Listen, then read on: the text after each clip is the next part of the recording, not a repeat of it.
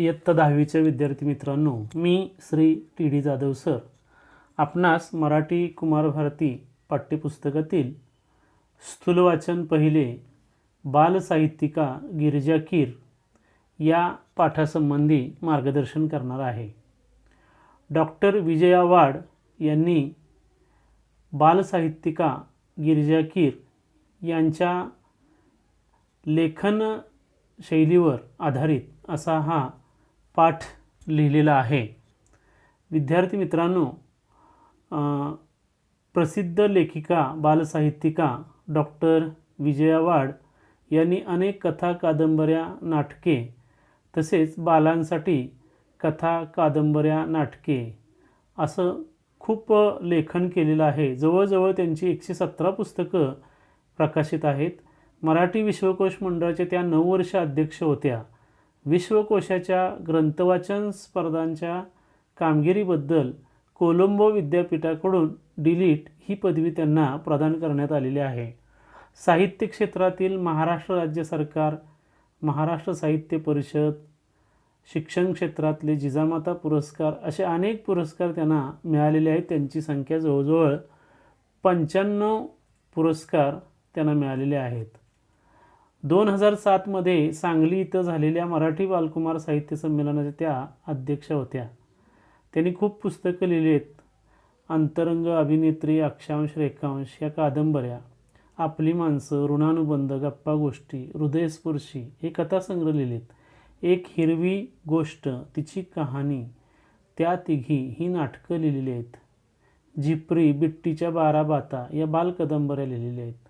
उत्तम कथा, अद्भुत जगाच्या सफरीवर, गोष्टी घ्या गोष्टी अशा बालकथा लिहिलेल्या आहेत. चिंगू चिंगम, 2 मित्र, बंडू बॉक्सर ही बालनाटकं त्यांनी लिहिलेली आहेत. त्यांची प्रसिद्ध आहेत. विद्यार्थी मित्रांनो, काही नावं वलयांकित असतात तर काही हृदयांकित असतात. गिरिजा कीर हे नाव मात्र वलयांकित असूनही हृदयांकित आहे. कारण गिरिजा कीर यांच्या लेखन प्रवासाला माणुसकीची किनार आहे. दैनिके, मासिके, नियतकालिके, पुस्तके, आकाशवाणी, दूरचित्रवाणी अशा सर्व माध्यमातून सहजपणे लीलया संचार करणाऱ्या, उत्तम कथाकथनाने मने जिंकणाऱ्या या गिरिजा कीर लेखिका आहेत. या पाठामधून गिरिजा कीर यांच्या नाटिका, चरित्रे, कथासंग्रह, बालसाहित्य यांची डॉक्टर विजया वाड यांनी रसास्वादाच्या दृष्टीनं ओळख करून दिलेली आहे.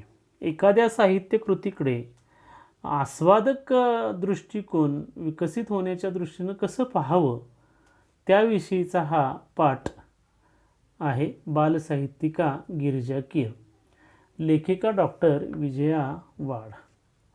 आता आपण ज्यावेळेला रसास्वाद आपण म्हणतो, रसास्वाद म्हणजे नेमकं काय, तर आपल्याला पाठ्यपुस्तकामध्ये पान क्रमांक 16वर निळ्या रंगाच्या चौकोनामध्ये आपणाला माहिती दिलेली आहे की आपल्याला एखादी गोष्ट आवडली किंवा आवडली नाही तर त्या आवडीनिवडीचं वर्णन, विश्लेषण आपल्याला करता यायला पाहिजे.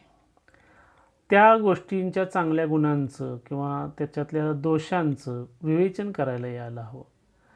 एखादं पुस्तक तुम्हाला खूप आवडलं तर त्यातल्या कोणत्या गोष्टी आवडल्या हे मांडणं म्हणजे रसास्वाद होय. एखादी गोष्ट आवडण्याची किंवा न आवडण्याची चिकित्सक अभ्यासपूर्ण विश्लेषण म्हणजे समीक्षा होय. कोणत्याही साहित्यकृतीची, कलाकृतीची समीक्षा करण्याची पहिली पायरी कुठली असेल तर त्या कलाकृतीचा, साहित्यकृतीचा रसास्वाद घेणे. मग कोणत्याही कलाकृतीचा आस्वाद घेताना आपण पुढील मुद्दे लक्षात घेणे आवश्यक असते. पुस्तकाचा वाङ्मय प्रकार कोणता, पुस्तकातील व्यक्तिरेखा आणि त्यांच्या स्वभावातील भारावून टाकणारे विशेष, व्यक्तिरेखा सहजपणे फुलल्या की बारकावे कृत्रिमतेने टिपल्या आहेत, कथानक आकर्षक व उत्कंठावर्धक आहे का, काव्यसंग्रह असल्यास कवितांचे भावसौंदर्य, विचारसौंदर्य, अर्थसौंदर्य कशातून जाणवतं, लेखकाची भाषाशैली कशी आहे, पुस्तकाची सुरुवात व शेवट आकर्षक आहे का, पुस्तकातून मिळणारे चिरंतन मूल्य, संदेश, उपदेश, तसेच कथानक, त्यातील आशय आणि कथानकाचा विषय या सर्वांचा मनावर एकत्रित परिणाम होतो का? या बाबी कुठलीही कलाकृती ज्यावेळेला आपण घेतो वाचायला, त्यावेळेला आपणाला त्या कलाकृतीचा आस्वाद घेताना हे मुद्दे लक्षात ठेवले पाहिजेत. या पाठामध्ये गिरिजा कीर यांच्या साहित्याबद्दल डॉक्टर विजया वाड यांनी या पाठामध्ये माहिती दिलेली आहे. खरं तर गिरिजा कीर या फार मोठ्या लोकप्रिय लेखिका, प्रसन्न प्रासादिक लेखनशैली ही त्यांच्या लेखनाची वैशिष्ट्ये आहेत. प्रसन्न कथाकथन शैलीसाठी त्या खूप प्रसिद्ध आहेत. दैनिके अनेक, नियतकालिके या त्यांनी खूप लेखन केलेलं आहे. आकाशवाणीवर, दूरदर्शनवर त्यांच्या अनेक कार्यक्रम लोकप्रिय झालेले आहेत. मग इथं डॉक्टर विजया वाड यांना त्यांचं लेखनशैली का आवडली, लेखनातलं कोणती वैशिष्ट्ये आवडली, तर मानवतावादी मूल्य हा त्यांच्या लेखनाचा गाभा आहे. सामाजिक वातावरण निकोप आणि सौहार्दपूर्ण असावे हा त्यांचा दृष्टिकोन आहे. आणि म्हणून उत्कृष्ट कथालेखिका असून सुद्धा या गिरिजा कीर या बालसाहित्याकडं वळल्या. सुरुवातीच्याच उतार्यामध्ये आपल्या असं लक्षात येईल की गिरिजा कीर यांच्या बालसाहित्याबाबत डॉक्टर विजया वाड सुरुवातीला म्हणतात की मी त्यांच्या बालसाहित्याबद्दल लिहिणार आहे. म्हणजे खूप लेखन साहित्य लिहिलं त्यांनी, खूप लिहिलं, पण त्यांच्या गिरिजाबाईंच्या लेखनात तोचतोचपणाचा दोष अभावानंही आढळत नाही. हे सगळं त्यांचं मोठं यश आहे. तोचतोचपणा कधीही त्यांनी आपल्या लेखनामध्ये आणून दिलेला नाही. त्यांची नाटुकली लेखिका इथं म्हणतात, आपण वाचली तर आपल्या असं लक्षात येईल की चमत्कार, अद्भुत रम्यता या सर्वांपेक्षा बाईंना दैनंदिन जिव्हाळ्याचे प्रश्न खूप महत्त्वाचे वाटतात. आणि कुणाचे? बालकांच्या विश्वातले. आणि म्हणून त्यांनी गिरिजा कीर यांच्या बालनाटिका ज्या आहेत त्यांच्याकडं त्यांनी आपलं लक्ष वेधलेलं आहे. इटुकली पिटुकली नाटुकली हा संच आहे त्यांचा. मग या संचामध्ये आमच्या आपल्या गप्पा टप्पा, चला खेळू नाटक नाटक, साळुंकीची कहाणी, ए गेले गेले या बालनाटिका ह्या 9 ते 12 या वयोगटासाठी आहेत. तर नीला राणीचा दरबार आणि मी कोण होणार या नाटिका बालवर्गासाठी आहेत. मला बालवर्गासाठी असलेल्या बालनाटिकांचं विशेष महत्त्व वाटतं, कारण हा प्रांत तसा दुर्लक्षित असतो. तसं बघायला गेलं तर पुण्याच्या एक रजनी परांजपे यांनी या बालवयोगटासाठी साधी सोपी जोडाक्षरविरहित पुस्तके प्रकल्प म्हणून तयार करून घेतात. त्यांच्या या स्तुत्य प्रयत्नाला गिरिजाबाईंची ही बालनाटकं साथच देतात. आता इथं लेखिका डॉक्टर विजया वाड यांनी त्यांच्या आवडलेल्या एका बालनाटिकाचा त्यांनी उल्लेख केलेला आहे, माहिती दिलेली आहे. त्याचं नाव आहे एक अर्ज आहे बाप्पा. सुजाता आणि सदानंद यांच्या घरात घडणारी ही गोष्ट आहे. म्हणजे बालनाटिका ती जी आहे ती कशावर आधारित आहे, कशी आहे बघा. सुजाता आणि सदानंद यांचं घर, त्या घरात घडलेली गोष्ट. घरातली मोठी माणसं बाहेर गेलेत आणि अशा वेळी छोटी मुलं अगदी महत्त्वाचा विचारविनिमय करतायत. मुलांसाठी कोणता प्रश्न इतका निकडीच असतो, तर आई बाबा शेजारी या मोठ्यांचं बॉसिंग त्यांना सहन होत नाही. पण हे सांगणार कुणाला? मग सर्वांना वाटतं की आपल्या तक्रारीचा पाडाच वाचू अर्जात आणि हा अर्ज चक्क बाप्पापुढे ठेवूया, देव नक्की प्रसन्न होईल. आणि मग सुरू होते एक सामुदायिक अर्ज लेखन. इथं लेखिकेनं काय छान तक्रारी मांडल्यात. आईची शिफॉनची साडी नेसायला मिळालीच पाहिजे, बर्फ का गोला खाण्याची आझादी पाहिजे, भेळ खायला मिळायलाच हवी. मधू, भाऊ, विनया ही मित्रमंडळीच कशी बाप्पाचं रूप घेऊन येतात आणि एकमेकाशी कशी भांडू लागतात, त्या प्रसंगात गंमत आली आहे. या नाटिकेला मुलांच्या मनाच्या खिडक्या उघडण्याचे कौशल्य लावले आहे. छोटे मोठे सारेच या नाटिकेच्या प्रयोगात रंगून जातील. नाटकाला जे दृश्य परिणाम असायला हवेत ते गिरिजाबाईंच्या नाटकात प्रभावीपणे दिसतात. मोजक्या पात्रातून जिवंत दृश्य साकार करणे आणि बालप्रेक्षकांची मने जिंकणे ही अवघड बाब आहे, पण बाई ती लीलया पेलतात. सहजपणे गिरिजा कीर या जबाबदारीत पेलतात. आता आपण मागच्याच निळ्या रंगाच्या ज्या चौकोनामध्ये तुम्ही जी माहिती बघितली त्या दृष्टीनं आपणाला हा पाठ महत्त्वाचा आहे की एखादी कलाकृती साहित्यकृतीचा रसास्वाद घ्यायचा म्हणजे नेमकं काय, आणि हा रसास्वाद घेत असताना जे काही आपल्याला हे मुद्दे दिले होते 8, या 8 मुद्द्याला अनुसरून हा आपण परिणाम आपल्या मनावर किती होतोय त्या कलाकृतीचं हे आपण लक्षात ठेवलं पाहिजे. आणि म्हणून बालसाहित्यिका गिरिजा कीर यांची लेखनशैली मानवतेवादीवर, माणुसकीच्या नीतिमूल्याच्या गोष्टीवर आधारित त्यांचे बरीचशी लेखनं या बालनाटिका असल्यामुळं बालनाट्याचं, बालसाहित्याबद्दल या ठिकाणी लेखिका विजया वाड यांनी सुरुवातीलाच माहिती दिलेली आहे. बालप्रेक्षकांचं मन जिंकणं अवघड, परंतु आपल्या या लेखनामधून, या नाटिकेच्या पात्रांमधून, त्यांच्या प्रसंगनिष्ठ एकमेकांच्या संवादामधून गिरिजा कीर यांनी या मोजक्या पात्रांना जिवंत साकार करून बालप्रेक्षकांची मनं त्या ठिकाणी जिंकलेली आहेत. मग इथं लेखिका डॉक्टर विजया वाड त्यांच्या लेखनाच्या ज्या काही वेगवेगळ्या कृती आहेत, वेगवेगळ्या साहित्यकृती आहेत, त्या साहित्यकृतींची माहिती आपणाला इथं वेगळ्या पद्धतीनं आता देतात. बालांसाठी असलेल्या अन्य साहित्यकृतींकडे आपण आता वळूया असं त्या म्हणतात.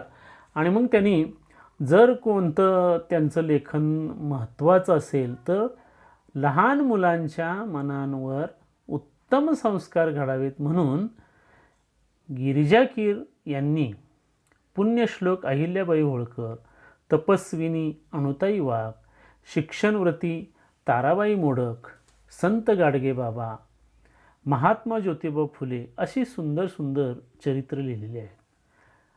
त्यांच्यातली सामाजिक बांधिलकीची भावना जणू मुलांच्या हृदयाला साथ घालते. त्या म्हणतात, थोरांनी केलेलं कार्य पुढे नेणे हेच त्यांचं खरं स्मारक. आता ही जर आपण नावं जर बघितली, अहिल्याबाई होळकर, तपस्विनी अनुताई वाघ, शिक्षणव्रती ताराबाई मोडक, संत गाडगेबाबा, महात्मा ज्योतिबा फुले, आता ही जी चरित्र आहेत त्या चरित्रामध्ये त्यांनी जे केलेलं कार्य सामाजिक असेल, त्या सामाजिक कार्यातून त्यांची जी सामाजिक बांधिलकीची भावना असते, ही भावना त्यांच्या लेखनातून जणू मुलांच्या हृदयाला साथ घालते. आणि म्हणून त्यांनी त्यात लिहिलेलं आहे की थोरांनी केलेलं कार्य पुढं नेणं हेच त्यांचं खरं स्मारक. आपण आज पुतळे मोठमोठे पाहतो या मोठमोठ्या मंडळींची, परंतु त्यापेक्षा त्यांनी केलेलं कार्य जर पुढं नेलं मुलांनी तर ते त्यांचं खरं स्मारक होईल. कृतीत आणलं पाहिजे प्रत्येकाने. आणि मग या प्रत्येकांच्या चरित्राचं लेखन करत असताना गिरिजा कीर यांनी प्रत्येक चरित्रात त्यांनी एक महत्त्वाचा विचार मांडलेला आहे. आणि मग इथं उदाहरणच इथं डॉक्टर विजया वाड यांनी दिलेली आहेत त्यांची. आता महात्मा ज्योतिबा फुले यांच्या चरित्रात गिरिजा कीर लिहितात की प्रत्येक सुशिक्षित स्त्रीला, आज महाराष्ट्रातल्याच नाही देशातल्या प्रत्येक सुशिक्षित स्त्रीला आपल्याला लिहिती बोलती करणाऱ्या या पित्याचं ऋण कधीही विसरता येणार नाही. म्हणजे या सर्व श्रेय या मुलींच्या, स्त्रियांच्या शिक्षणाचं जर कुठं जात असेल, मोल कुणाला जात असतील तर ते महात्मा ज्योतिबा फुले यांना जातात. ताराबाई मोडक यांचं चरित्र लिहिलं. या ताराबाई मोडक तर शिक्षणव्रती होत्या. त्यांच्याबद्दल लिहिताना गिरिजा कीर यांनी लिहिलेलं आहे आपल्या चरित्रामध्ये, लेखनामध्ये, की माणसं ओळखून त्यांचा योग्य कामाला उपयोग करणं ही ताराबाईंची खासियत आहे. आणि बरोबर आहे की मोठी माणसांना हिऱ्याची पारख जमते. कोणता हिरा आहे, काय काम करेल तो, ही मोठी माणसंच ओळखतात. ताराबाई मोडक यांचा वसा व्रत पुढं चालवला ते कुणी, तर अनुताई वाघ. आणि मग अनुताई वाघ यांचे चरित्र सादर करताना गिरिजाबाई त्यासुद्धा म्हणतात की ज्या भागात काम करायचं त्या भागातली मुलं शिकती आणि शिक्षणासाठी येती करणं, त्या परिसरातली जीवनावश्यक अडचणी लक्षात घेणं, कार्यानुभव शिकवताना रोजगाराची संधी उपलब्ध करून देणं, त्यांना समजेल अशी भाषा वापरणं, श्रद्धेनं शिकवणं, त्यात प्रेम ओतणं, या गोष्टी अनुताईंनी आचरणात आणल्या. जन्मभर ते कार्य पुढे नेण्यासाठी सळसळत्या रक्ताची तरुण मुलं पुढे येवोत, हेच अनुताईंचं खरं स्मारक ठरेल. अनुताई वाघ या ताराबाई मोडक यांच्या सहवासात आल्यानंतर त्यांनी त्यांचा वासा पुढं चालवला, अनेक युक्त्या वापरल्या आणि आदिवासी मुलांना एकत्रित केलं, त्यांना शिक्षण दिलं. आणि मग हे शिक्षण देत असताना तिथल्या ज्या समस्या आहेत त्या भागातल्या, कोसबाडच्या टेकडीवरच्या समस्या, आणि मग या समस्या ओळखून त्यांनी त्या पद्धतीनं शिक्षण दिलं आणि आपलं कार्य पुढं नेलं, मोठं केलं. आणि मग असं कार्य, जन्मभर हे कार्य पुढं नेण्यासाठी सळसळत्या रक्ताची तरुण मुलं पुढे येवोत, हे त्यांच्यासाठी खरं स्मारक ठरल, असा संदेश गिरिजा कीर या आपल्या चरित्रामध्ये त्यांच्या लिहितात.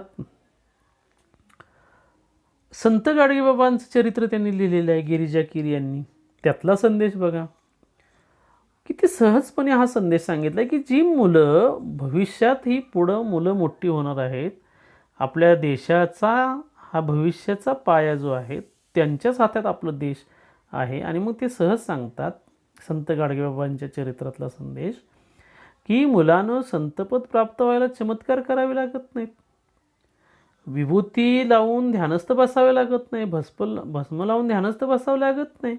अंगाराला, कपाळाला, दंडावर, पोटावर, की चला झाला ध्यानस्थ बसले की कुठली तरी फार मोठी विभूती म्हणजे विद्या आपल्याकडे येईल, असं काही नाही. पहाडात निघून जावं लागत नाही संतपद प्राप्त व्हायला.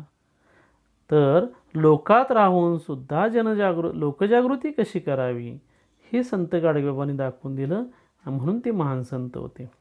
संत गाडगेबाबांचं चरित्र जर तुम्ही बघितलं तर ते कुठं बाहेर गेले नाहीत. एखाद्या गावात ते जायचे, स्वच्छता करायचे, हातामध्ये खराटा असायचा, त्या खराट्यानं अख्खं गाव स्वच्छ करून टाकायचे. फावडं असायचं, घाण बाजूला करायचे, आणि संध्याकाळच्या वेळेला दिवसभर हे स्वच्छता करायचे आणि संध्याकाळच्या वेळेला लोकांच्या डोक्यातील ते घाण काढायचे, विचार स्वच्छ करायचे. खापराच्या तुकड्यामध्ये स्वतःच्या पोटाला लागेल एवढंच ते मागून खायचे. त्याने अन्नछत्र उभी केली.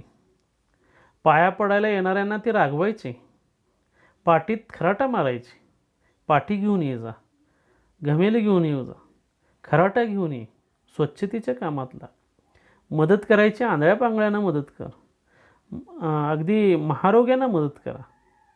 अशा पद्धतीने त्यांनी काम केलं. किती मोठं त्यांना संतपद मिळालं. अहिल्याबाई होळकरांच्या चरित्रात त्या लिहितात, दुःखाच्या अग्नीत होरपळूनही शुद्ध सोन्यासारख्या लखलखणाऱ्या माता अहिल्याबाई होळकर यांच्याबद्दल त्या काय लिहितात, प्रजेला पुत्रवत मानून अपार सुख देणाऱ्या, दानधर्म करणाऱ्या अहिल्यादेवी सदैव इतरांसाठी जगल्या, एखाद्या अचल दीपस्तंभासारख्या.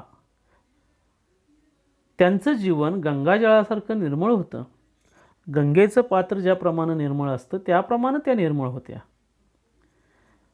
आपल्या प्रजेला, संस्थानातील प्रजेला त्यांनी पुत्रवत मानलं, खूप सुख दिलं, अतिशय दानधर्म त्या करायच्या. अचल दीपस्तंभासारखं त्यांचं जीवनचरित्र होतं, व्यक्तिचित्र होतं, व्यक्तिमत्व होतं. अशा अहिल्याबाई होळकरांचा फार मोठा संस्कार त्यांनी त्यांच्या चरित्रामधून मुलांच्या पुढं मांडला. अशा अनेक प्रकारांनी, अनेक चरित्रामधून गिरिजाबाईंनी मुलांना खूप चांगला संदेश दिलेला आहे, प्रेरणादायी संदेश दिलेला आहे, प्रत्येकारी संदेश दिलेला आहे, की असा हा संदेश की जो मुलांना पचेल, रुचेल, अशी सोपी पण हृदयाला हात घालणारी भाषा वापरून त्यांनी चरित्र लेखनाला एक नवा आयाम दिला. आता या ठिकाणी चरित्रलेखनामधून सहजपणे अशा पद्धतीनं गिरिजा कीर यांनी मुलांच्या व्यक्तिमत्वाला प्रेरणादायी ठरतील असे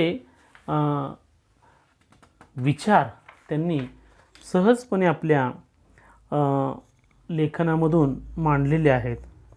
आता गिरिजा कीर यांच्या बालसाहित्याबरोबरच चरित्रलेखन त्यांनी इथं सांगतानाच गिरिजाबाईंनी बालांसाठी खूप कथा लिहिलेल्या आहेत हेही इथं सांगितलेलं आहे. आता तू सावित्री हो या पुस्तकात त्यांच्या 8 कथा आहेत. त्यातील गोष्ट एका माणसाची कथा खूप सुंदर आहे. काय आहे तर मधू या गरीब मुलाची आई आजारी पडते. तिच्या पोटात गाठी झाल्याचे डॉक्टर सांगतात आणि ऑपरेशननं तिला बरे वाटेल असा निर्वाळा देतात. मधू अत्यंत निरुपायाने एकाचे पाकीट मारतो कारण त्याच्याजवळ पैसे नसतात. मधू नोटा मोजतो तब्बल 2000, पण सोबत चिठ्ठी असते. खरोखर किती बालांसाठी कशा कथा लिहिलेल्या आहेत, त्या कथांचं सुद्धा एक वैशिष्ट्य इथं सांगितलेलं आहे. तर गरीब मधू, त्याची आई आजारी आहे, पोटात तिच्या गाठी झाल्या, डॉक्टर सांगतात ऑपरेशन करायचे असं सांगतात, निर्वाळा देतात. अगदी आता आपल्याकडे पैसे नाहीत म्हटल्यानंतर काय करायचं, तर शेवटचा पर्याय म्हणून मधू एकाचं पाकीट मारतो निरुपायानं, काहीच उपाय नसतो, पैसे नसतात त्याच्याजवळ. आता ज्या वेळेला पाकीट मारतो त्यावेळेला पाकीटमध्ये पैसे मोजतो तर 2000 त्या ठिकाणी रुपये त्यामध्ये असतात. पण एक चिठ्ठीही त्याला आढळते आणि ती चिठ्ठी कशी असते बघा, प्रिय आनंदा, सोबत 2000 रुपये पाठवतोय. आईचं औषधपाणी नीट कर, मी येत नाही, तेवढेच पैसे वाचतील, आईचे उपयोग पडतील. खाली पत्ता दिलेला असतो खाली आणि ही एक संदेश त्या चिठ्ठीमधला मधू तो वाचतो की जो त्या पाकीट मारलेलं असतं त्यामध्ये त्याला दिसतं. मग या पत्रानं मधूचं डोळं उघडतात. तो पत्ता शोधत, आपली आई आजारी असून सुद्धा तो मग सगळं विसरतो. तो पत्ता शोधत त्या माणसाकडे जातो. त्या माणसाने आपल्या आईच्या आजारपणासाठी ते पैसे ठेवलेले असतात. मधू आपल्या वाईट कृत्याची कबुली देतो, पण तो मनुष्य ते पैसे मधूला परत करतो. का? आजच आई गेल्याची तार आली, आता मी या पैशाचं काय करू? तुला हे पैसे कामी येतील. तुझी आई बरी झाली तर माझीच आई बरी झाली असा आनंद मिळेल मला. मोठ्या मनाचं हे दर्शन विस्मयचकित करणार आहे, आश्चर्यचकित करणार आहे. हा प्रसंग तू सावित्री हो या पुस्तकात ज्या 8 कथा आहेत त्यातील गोष्ट एका माणसाची या कथेमधला हा प्रसंग मनावर किती उत्तम संस्कार करून जातो. फुलं फुलवणारा म्हातारा या पुस्तकातील याच नावाची पहिलीच कथा फार मोठी सुरेख आहे. या कथेत खूप चमत्कार असले तरी मूळची ही जपानी कथा आहे आणि खूप आपल्याला त्या वाचनामध्ये खेळवून ठेवते. सुंदर स्वैर अशा अनुवादाचं उत्तम उदाहरण म्हणून या कथेचा उदाहरण म्हणून या ठिकाणी उल्लेख करता येईल. त्यानंतर मग बालकादंबरी हे कथेच्या पुढचं पाऊल गिरिजाबाईंचा झंप्या द ग्रेट, खरोखरीच ग्रेट आहे. महाचळवळ्या वळवळ्या बघावं तेव्हा नसत्या उद्योगात घडलेला झंप्या बघता बघता बालवाचकांचा लाडका होऊन जातो. आग लागली असे वाटून आगीचा बंब बोलवण्याचे प्रकरण त्या कथेत रंगले आहे. यडबंबू ढबू ही बालकादंबरी मनोरंजक आहे. प्रत्येक लहान मूल आईचं आपण आवडतं हवं या प्रयत्नात असतं. लहान मुलं आईच्या मागं मागं पळत असतात, कामं करत असतात, करण्याचा प्रयत्न करत असतात. आपण मी किती हुशार, मी किती आवडता असं करण्याचा प्रयत्न करत असतात. डब्बू हा मुलगा आईला उगाचच्या उगाच त्रास देणारा नसतो. ताईचा साखरपुडा असतो, त्यासाठी घरात मिठाई केलेली असते. काही गरीब मुले मागू लागतात. डब्बू नाही म्हणतो, पण आई म्हणते, तुकडा तुकडा देऊन टाक त्यांना, कुणाला दुःखी ठेवू नये, सर्वांवर प्रेम करावे.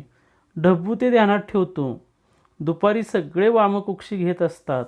त्यावेळी आईने व्याह्यांना देण्यासाठी म्हणजे पाहुण्यांना देण्यासाठी आणलेली मिठाईचे ताट डब्बू काय करतो, भिकाऱ्यांना वाटतो. तो भाग वाचकांना आवडावा असाच आहे. एकूणच काय, तर गिरिजाबाईंना शब्दांचे इतके सुंदर दान पडले आहे की अनंत हस्ते कमलाकराने, देता किती घेशील तो कराने असे वाटावे.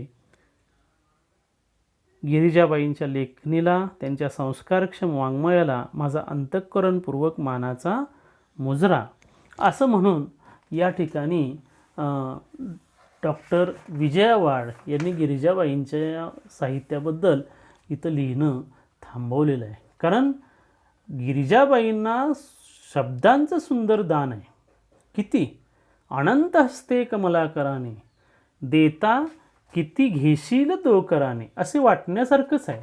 कितीतरी साहित्य या गिरिजा कीर यांनी बालांसाठी लिहिलेलं आहे. बालनाटकं असतील, बालसंस्कार, बालांच्या मनावर उत्तम संस्कार म्हणून चरित्र असतील, त्याचबरोबर याबरोबरच कथा असतील, बालकथा असतील, बालांसाठी लिहिलेल्या बालकादंबऱ्या असतील, की अनेक या कादंबऱ्यातून, कथामधून, नाटिकामधून, चरित्रामधून त्यांनी जे लेखन केलेलं आहे, त्या लेखनामध्ये इतकी विविधता आहे, इतकी उदाहरणं आहेत, इतकी संस्कारक्षम वाक्य आहेत की त्यामुळं उद्याची ही पिढी, भविष्य ज्या या पिढीच्या हातामध्ये आहे, ती पिढी आपलं भारताचं भविष्य मोठं करणार आहे.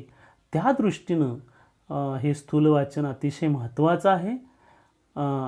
गिरिजा कीर यांच्यावर लिहिलेलं, त्यांच्या साहित्यावर लिहिलेलं डॉक्टर विजया वाड यांनी त्यांची बरीचशी पुस्तकं त्यांना आवडली. विशेष करून बालसाहित्याबद्दल त्यांनी जे लिहिलेलं आहे ते खरोखर अतिशय महत्त्वाचं आहे. आणि म्हणून आपण या पाठाचा, स्थूलवाचन पाठाचा अभ्यास करत असताना आपण हे लक्षात घ्या की या पाठामधून एखाद्या साहित्यकृतीचा, कलाकृतीचा रसास्वाद आपण कसा घ्यावा, आस्वाद कसा घ्यायचा असतो, आणि हा आस्वाद घेत असताना आपणाला या कोणत्या गोष्टी महत्त्वाच्या आहेत, या महत्त्वाच्या गोष्टीसुद्धा त्या लक्षात ठेवा. आणि आपण चांगली पुस्तकं वाचावीत, चांगल्या पुस्तकांचं, ग्रंथांचं वाचन करावं, त्यातलं चांगलं ते घ्यावं, त्याचं विश्लेषण करावं एकमेकांच्या बरोबर, आणि त्यातून आपलं व्यक्तिमत्व समृद्ध करण्याचा प्रयत्न प्रत्येकानं करायचा आहे. या ठिकाणी हे स्थूल वाचन पहिलं आपलं इथं संपलेलं आहे. या स्थूल वाचनाच्या खाली काही कृतिप्रश्न आहेत. ही कृतिप्रश्न सोडवा. उपक्रम आहे, पाठ्यपुस्तकातील कोणत्या एका पाठाचा समीक्षेच्या किंवा रसास्वादाच्या पायऱ्यांच्या अनुषंगानं अभ्यास करा आणि त्याचं लेखन करा. पायऱ्याच्या अनुषंगानं म्हणजे आपणाला जे काही दिलेले आहेत 8 महत्त्वाच्या बाबी, त्या दृष्टीनं आपण एखाद्या पाठाचा अभ्यास त्या पद्धतीनं जरूर करावा. धन्यवाद.